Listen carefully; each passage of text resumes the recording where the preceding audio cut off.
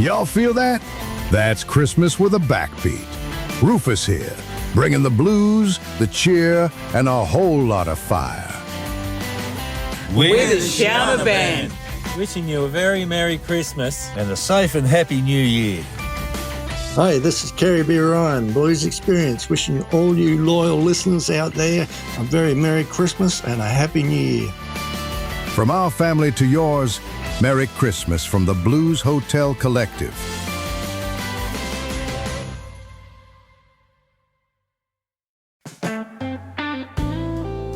From the Blues Hotel Collective, welcome to Blues Moments in Time, where every groove holds a memory and every moment echoes the truth of what came before. Today, we rewind the reel, trace the footsteps, and revisit the chapters that shaped the blues. Here is our host, Kelvin Huggins. G'day folks, and welcome to Blues Moments in Time. Today we're stepping back through the calendar to December 2nd, a date that's written deep in the blues timeline. Some days in history whisper, December 2nd, it roars like a barrelhouse piano at midnight. Let's start where the blues always starts, with someone who lived it. December 2nd, 1949, Chicago, Illinois. Albert Ammons, one of the undisputed kings of boogie-woogie piano, takes his last breath at just 42 years old. Now, if you don't know Albert Ammons, imagine this. It's the 1930s. The Great Depression is grinding people down, and suddenly there's this sound coming out of Chicago. 8 to the bar, relentless, joyful, unstoppable. That's the boogie-woogie, and Albert Ammons was its heartbeat. Back in 1936, December 2nd, as fate would have it, Ammons walked into a Decca record session with his Rhythm Kings and laid down Boogie Woogie Stomp. That recording became one of the first true 12-bar piano boogie woogie tracks ever pressed to wax. It helped spark a nationwide craze. 2 years later, December 2nd, 1938, Ammons and his partner Pete Johnson took the stage at Cafe Society in New York City. The place erupted. That performance was recorded, and it cemented boogie woogie as more than a fad. It was a movement. Albert Ammons didn't live long, but he played every note like it was his last. When he passed on this day in 1949, the blues lost a giant. But listen close to any barrelhouse piano today, and you'll hear his ghost still rolling those keys. From the piano bench to the civil rights stage, December 2nd, 2008, New York City. Odetta Holmes, known simply as Odetta, passes away at 77.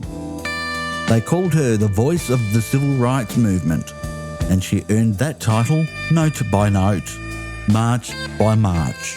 Odetta was a folk and blues singer who carried the weight of struggle and the hope of freedom in every lyric she sang. She influenced Bob Dylan. She inspired Joan Baez. She stood alongside Dr. Martin Luther King Jr. and used her voice not just to entertain, but to awaken. Odetta's blues wasn't about a broken heart or a long road. It was about justice, dignity, and survival. She sang spiritual and work songs and blues standards, and she made them all sound like prayers. She passed on this day in 2008. The world lost more than a singer, it lost a warrior. But December 2nd isn't all about goodbyes. Sometimes it's about the music that lives forever. December 2nd in 2016, the Rolling Stones released Blue and Lonesome, their first studio album in 11 years, and it's a straight-up love letter to the Chicago blues. Now, the Stones have always had blues in their DNA, but this album, no frills, no pop sheen, just Mick, Keith, Ronnie and Charlie locked in a London studio, playing covers of Howlin' Wolf, Muddy Waters, Little Walter, all the legends who taught them how to play in the first place. They recorded it fast, raw and honest, and you can hear it. Blue and Lonesome won a Grammy and reminded the world that the blues isn't nostalgia. It's alive, it's dangerous, and it never gets old. Oh, and here's a beautiful twist. Back on December 2nd, 1969, 47 years earlier, the Stones were at Muscle Shoals Sound Studio in Alabama, laying down tracks for Brown Sugar, Wild Horses, and You Gotta Move. That session became the backbone of Sticky Fingers, one of the greatest rock albums ever made. So yeah, December 2nd has been good to the Stones, and the Stones have been good to the blues. But 1969 wasn't all magic. The same day, December 2nd, the Rolling Stones took the stage at Altamont Free Concert, Northern California. It was supposed to be Woodstock West, a celebration, a happening, peace and love and rock and roll. Instead, it became a nightmare. The Hells Angels were hired for security, tensions were high, violence broke out. By the time the Stones played their set, the dream of the 60s was bleeding out in a racetrack parking lot. It wasn't the blues that caused it, but the blues understood it, because the blues has always known life is beautiful and brutal, joyful and tragic, sometimes all at once. December 2nd also gave us some quieter losses. Mercy D. Walton, a jump blues pianist with fire in her fingers, passed on this day in 1962 at just 47. Desi Arnaz, the band leader who brought Latin rhythms to American screens, died December 2nd in 1986. Aaron Copland, the classical composer who wove American blues and folk into symphonies, left us in 1990.